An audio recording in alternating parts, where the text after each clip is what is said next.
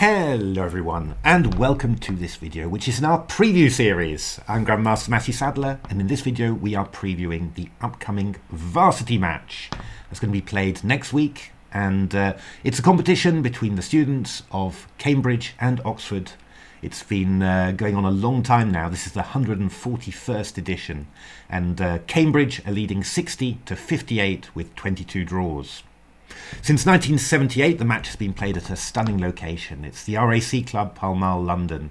And, well, the RAC always does a wonderful job of making everyone, players and spectators, feel like royalty. And, well, the players always respond. I mean, in all of the matches I've had the privilege to witness, there's never been any shortage of drama, and also no shortage of sportsmanship either, which is also very important.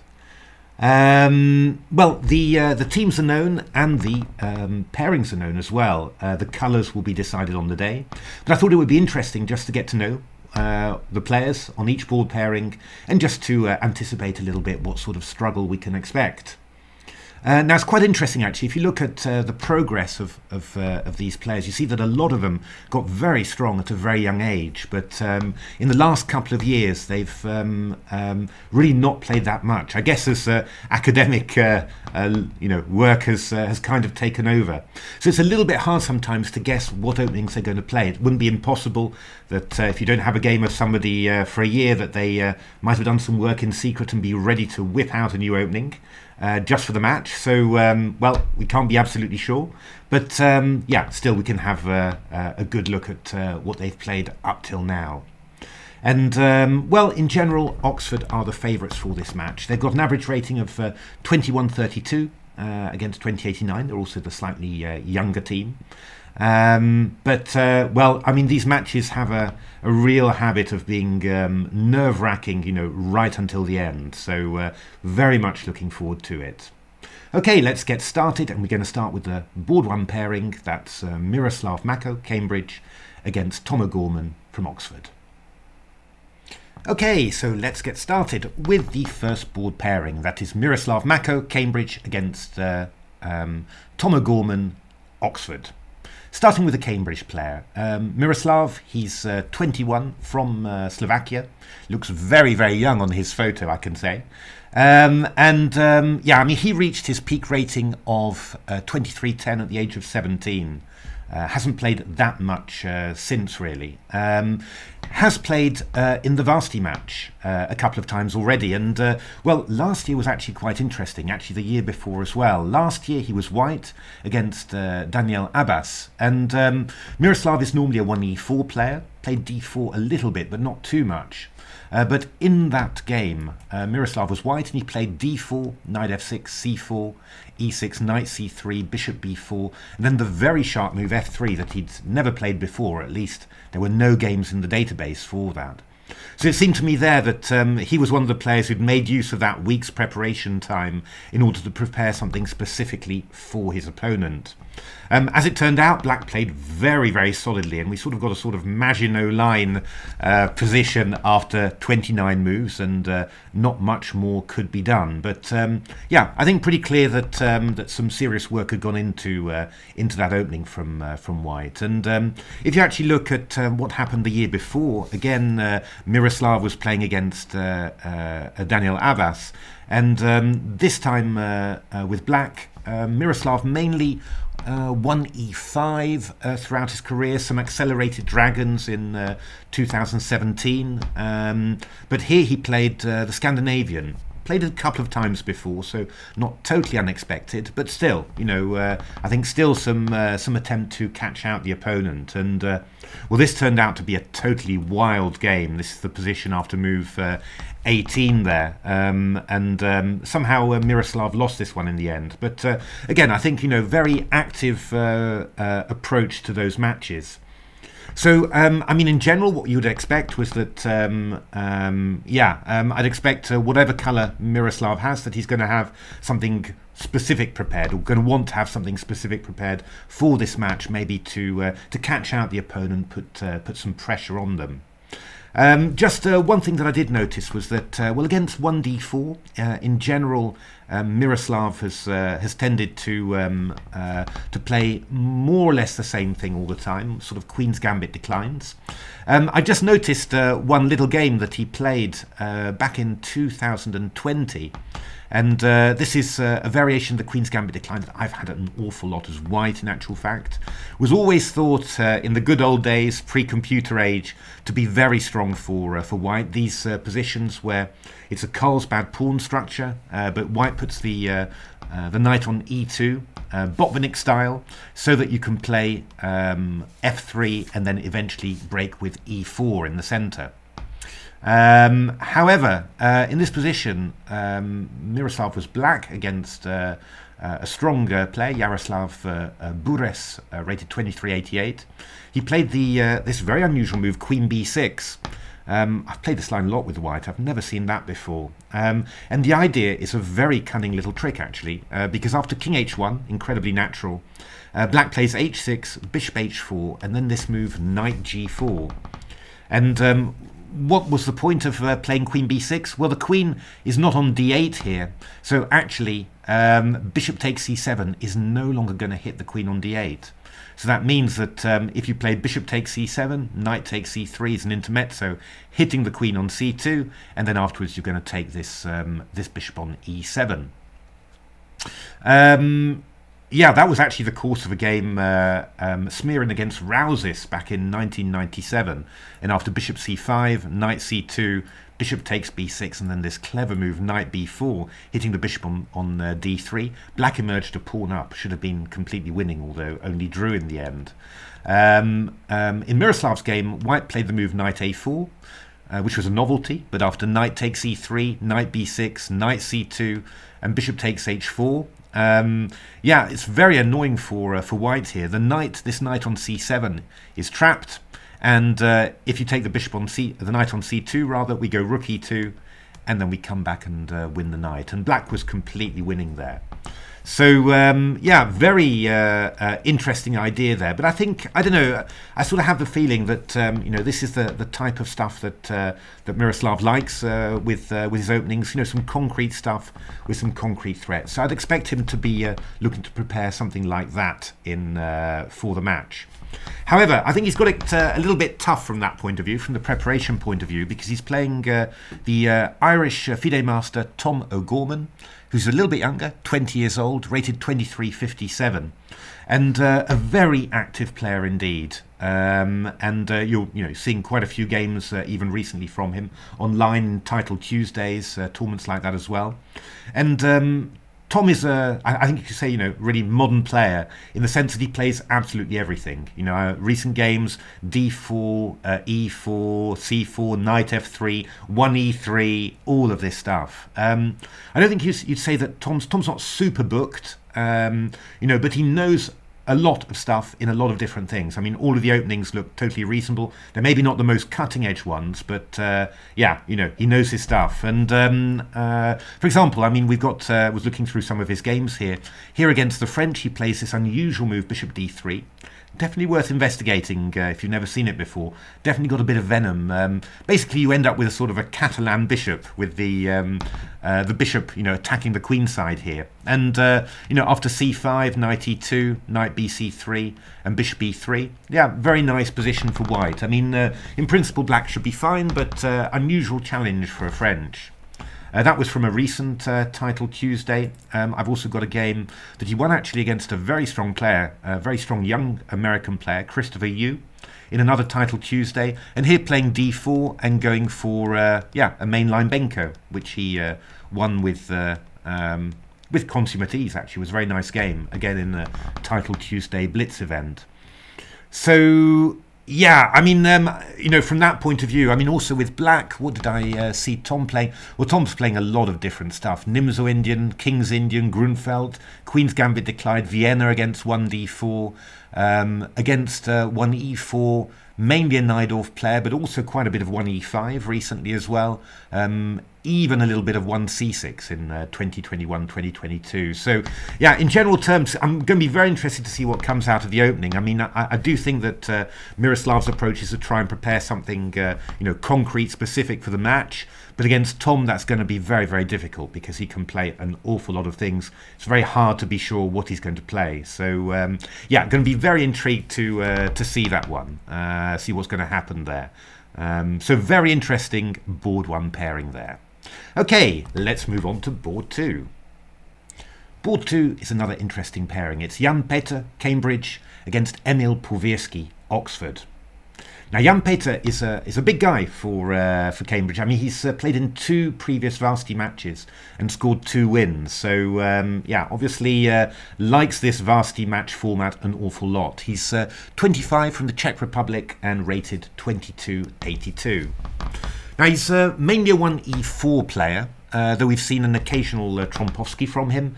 Not really theoretical, so I think he plays, 1e4, some quieter lines. For example, here he's playing the King's Indian attack rather going for a mainline Sicilian.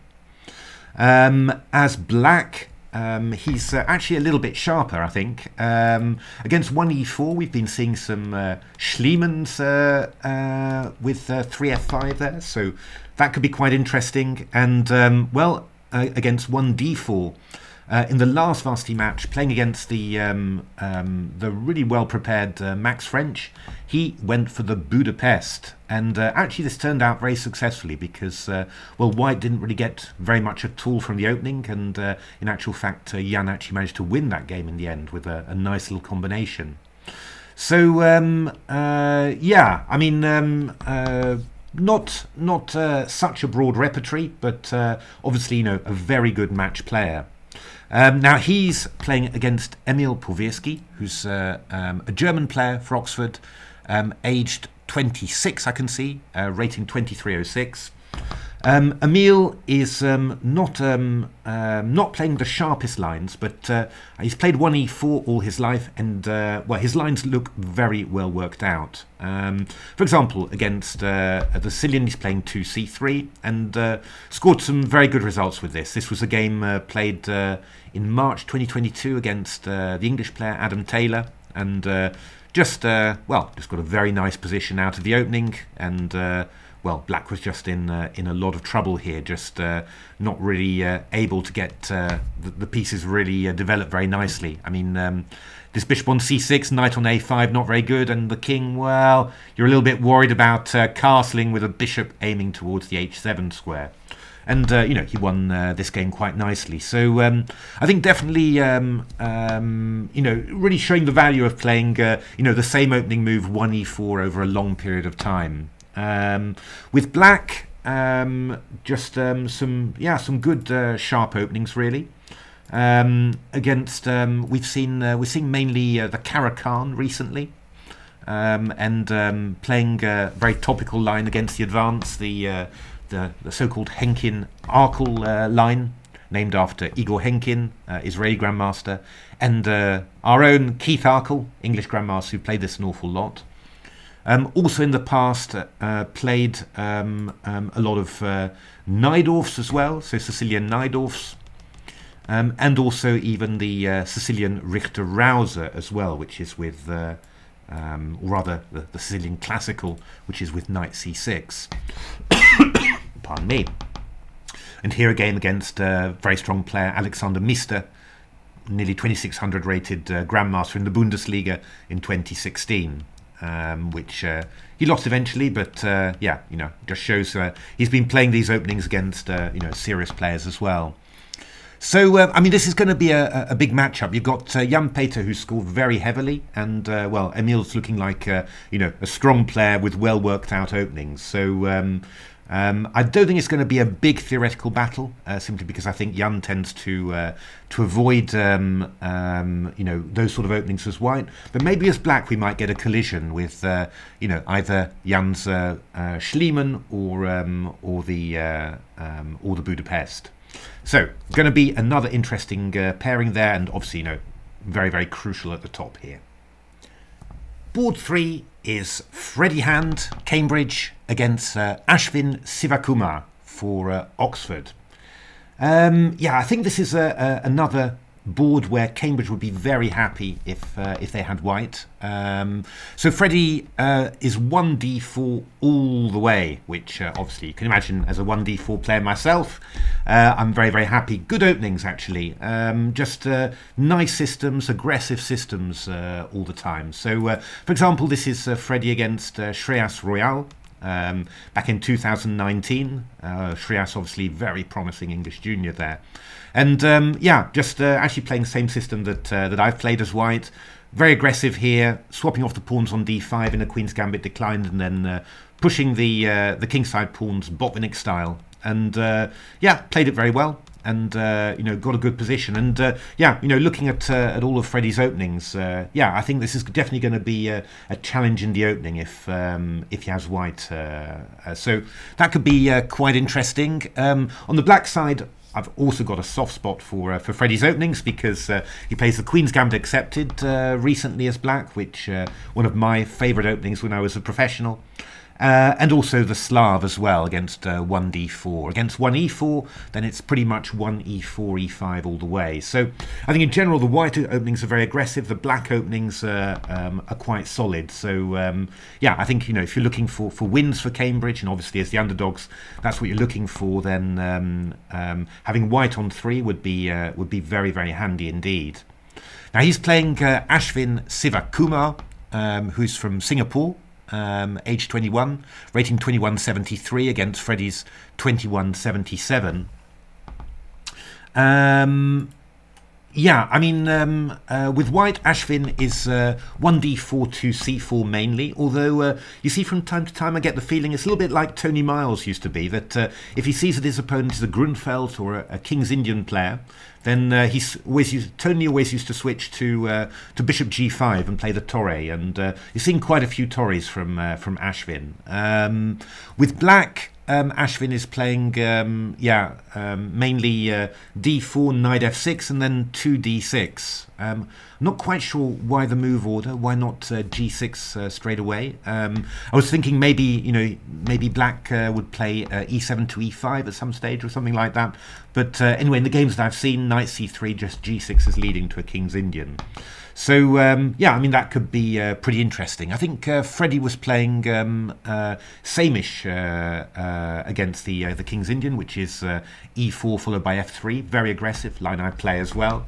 So yeah, I mean, that could be fireworks really if we've got white for Cambridge on board 3. Yeah, so that could be definitely a game that's definitely a board that I'm looking forward to seeing, because well, very likely that we're going to get some of my openings on there, which is always nice.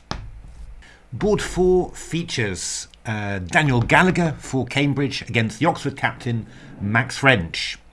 This could be a really interesting matchup, I think. So Daniel is 22, rated 2218, and pretty sharp player with both colours. So with white, he's played some pretty aggressive systems. You know, Bishop g5 against the Najdorf, and well, let me give you a little example of his play. This is from the Kasparov University Cup in 2022.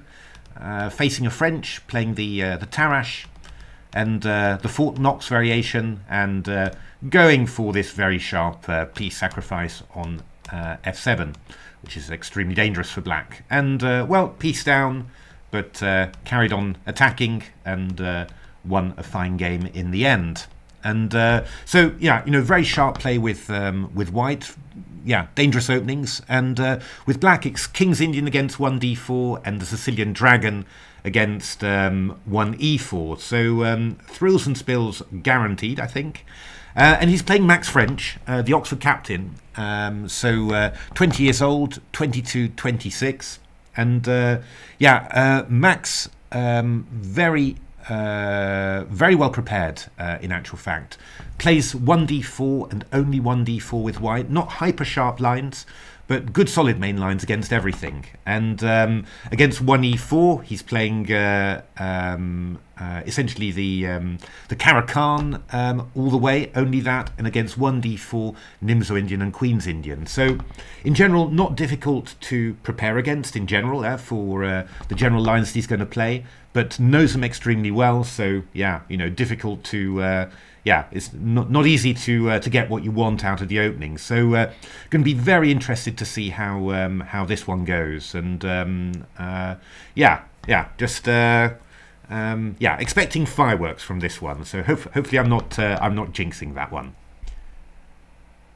Board 5 features Gwilym Price for Cambridge against Armadip Aluwalia, I hope I'm pronouncing that right, for Oxford. Yeah, I had a lovely time looking at Gwilym's openings, I have to say. He comes up with some very nice stuff. Just mainly a 1e4 player. So has a sort of a mix of main lines and slightly quirky lines. This is against the Najdorf, the move knight b3, which if you'd done that in the pre-computer age, you know, people would have slapped you on the wrists and said, "How can you?" Nowadays, you know, top players are playing it. There's games, you know, between Jordan van Foreest and Maxime Vachier-Lagrave in this sort of stuff. Quite a few games in this, and the idea is, yeah, I mean, you're getting the knight out of the way. It's not going to get hit with tempo by e5 or anything like that.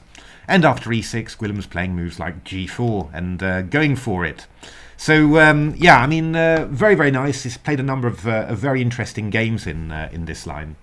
And with black as well, he's done some interesting stuff. I was looking at his repertory against 1e4, where he's been playing a very interesting line of the Sicilian with 2e6, and then in this line, after knight db5, typically black's playing d6 and getting into a Sveshnikov after bishop f4 e5, but he was playing the Cobra Sicilian, which is a name that I think I.M. Rolf Martins gave to it a long time ago. It's been quite popular, actually. Been played a lot by strong players in Blitz and Rapid, especially. And there was even an opening survey about it in the New in Chess Yearbook 139.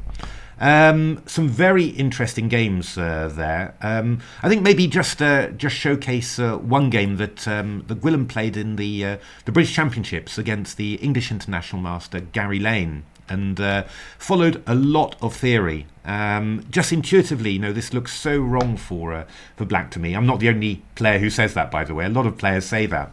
But actually, the engines are reasonably satisfied. You know, white has this strong queen on d6 that seems to be blocking black's position in, but black's got all sorts of ways, like knight e8 to get rid of the queen, and then for the rest, yeah, you know, how bad is black's position? And yeah, a4 is actually quite interesting. That's been quite popular with the engines, but h4 was the move that Gary Lane played, and then b5, and then h5, knight e8, and then queen h2 was a novelty by Gary, although I think it's one of the moves that the engines suggest there. Many choices in this position. Gwilym decided to carry on with aggressive play, played the move b4, and after knight e2 played bishop b7, a3 and queen a5. And here Gary really decided to go for it. He played knight b3, queen takes a2, threw in h6 just to weaken the black king side, then took on d7, and the board is on fire. Now apparently white is actually just winning this completely. But well, in a practical game, you can imagine it's a little bit confusing, and Gwilym certainly poured oil onto the fire with rook c8, which doesn't protect either of these two pieces. And well, black's also threatening queen takes b3 when the pawn on c2 is pinned. Here, knight e takes d4 was white's best line, which apparently should end up as a win for white. Gary took on e7, and after this, actually, it's just a draw. And Gwilym played it perfectly with black. Queen a3 check, queen takes c3, rook takes b7, queen c2, but there's no escape for the king. Lots of engine games I tried out ended in draws like this as well. So very thrilling game there against a strong international master, and actually I'm pretty sure that this was the same tournament where Gwilym was black against the very strong grandmaster Mark Hebden, and really had him on the ropes. Really was just outplaying him. Really played a very nice game, drew in the end, but could have won it. So I think going to be a dangerous opponent for Oxford on this board 5. He is playing for Oxford Armadip Aluvalia, who is 19 years old only, rated 2165 to Gwilym's 2154. What does Armadip play? He's 1e4 a lot in his youth, but a lot of 1c4 and 2g3 recently. Did play a bit of 1e4 in his last game in 2022, but actually in that game as well played sort of a quiet opening like this with g3 as well. So I'm expecting some sort of fianchetto if Armadip has white. As black, that's quite interesting actually, because as black against 1e4 we're seeing a lot of this line of the Lopez, which was very, very popular at some stage, less so nowadays, but still pretty good theoretical reputation. That's b5 and bishop c5. Now bishop b7 in this position is the Archangelsk. I think that this is called the accelerated Archangelsk, but I'm not 100% sure. Had a lot of games with it, scored pretty well. So it'd be quite interesting if Gwilym has white, plays 1e4, to see what they're going to make of this line. I've always found these bishop c5 lines whenever I've played 1e4. I'm not a 1e4 player mainly, so no fair amount of stuff, but not everything as well as 1d4. And these are always the lines I forget to look at, and always the lines where I'm not feeling too comfortable as white intuitively. It's really something that you need to know quite well, I think. So quite interesting. I mean, a lot of lines here where white plays a4. And Armadip's had an awful lot of games with that as well, starting with the sharp theoretical lines with rook b8. For example, this was one of his games in a tournament in Finland, Heart of Finland Open. I got invited to there once and didn't go. I was so upset with myself looking back, because I'd love to go to Finland. Bishop takes f3, g takes f3, knight h5. Big theoretical line here. Knight takes f4, takes, queen g4, queen f6. b4, knight e7, king h1, knight g6. All this is known, and now his opponent, Mr. Ivanov, played bishop b3, which was a novelty in this game. After c6, knight a3 and c5, the game was eventually drawn. This was in 2019. But clear that this is one opening that Armadip knows very, very well. You know, lots of experience and getting decent results with it as well. Against 1d4, tending to play the Grunfeld in actual fact as black, although there was 1d5 in a recent game. Again, it's what I said at the beginning with these young players where you haven't got many recent games. You know, they've got good memories. You know, they could pick up an opening very, very quickly, you know, with all the amazing course material that's all over the place nowadays. So, not 100% sure, but you know, Grunfeld is what we've mainly seen from Armadip against 1d4. So okay, that should be a very interesting matchup as well, and looking forward to seeing Gwilym's openings, because I quite enjoyed looking through those and running some engine games on them. Board 6 is Ognian Stefanovic for Cambridge against Dominic Miller for Oxford. Ognian is rated, let's have a look, 2109, aged 21. Now he's not a big theoretician. He's mainly 1e4, but sort of more the sidelines. For example, recent game here, 2019 anyway, hasn't played that much in the last couple of years, was a King's Indian attack, for example, against the Sicilian, rather than an all-out open Sicilian. was a little bit unlucky last year. Played for a varsity match, got black against Women's International Akshaya. Kalayalahan, sorry, I always call her Akshaya. Never really try and pronounce her second name. And yeah, Akshaya's a little bit inconsistent, but when she plays well, she plays really well. And yeah, this was one of her really excellent games. And Ognian had a bit of a rough time as black, but with black, he's mainly a King's Indian player against 1d4, and plays the Paulson Sicilian. So 1c5, 2e6 as black. He's going to be facing Dominic Miller. So Dominic is 20, rated 21-31. Now that's going to be a dangerous challenge, I think, because Dominic's got good openings actually. So 1e4 player.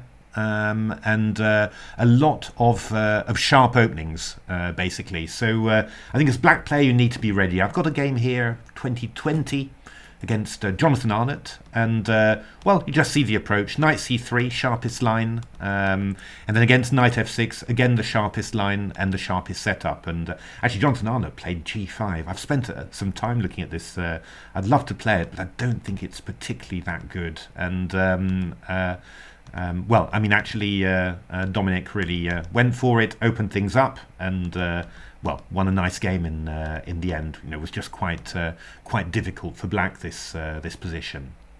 So as white, definitely sharp, and also as black, you know, very concrete sharp lines. So 1e4, e6, yay, a French player, and also a winnower player, which always makes me happy. So e4, e6, knight c3, bishop b4, and we've seen some of these crazy poison pawn lines as well in his games. Although, yeah, rook f8. Did he really play rook f8? I'm sure he played rook g8. That can't be right in the database. Queen c7, knight e2, knight c6, you know. And so very concrete lines. And also, as black enters 1d4, the Grunfeld as well. So, yeah, I mean, there's definitely going to be an opening challenge there for whoever plays against him. So, very interested to see how that game goes. Board 7, we have the Welsh player Imogen Camp for Cambridge against Nuyet Jayawana for Oxford. Imogen rated 1829, age 21, and played the previous varsity match as well, where she drew with Daniel Sutton. That was an amazing game, actually. And Imogen came so desperately close to winning this endgame. In the end, had to settle for a draw. Actually, that game was quite striking as well for the opening, because Imogen's normally a d4, c4 player, but in that particular game, she played a London system, and but just sort of got a little edge, and just kept on playing, and as I said, nearly won the ending after that. It was real high drama, I have to say. With black.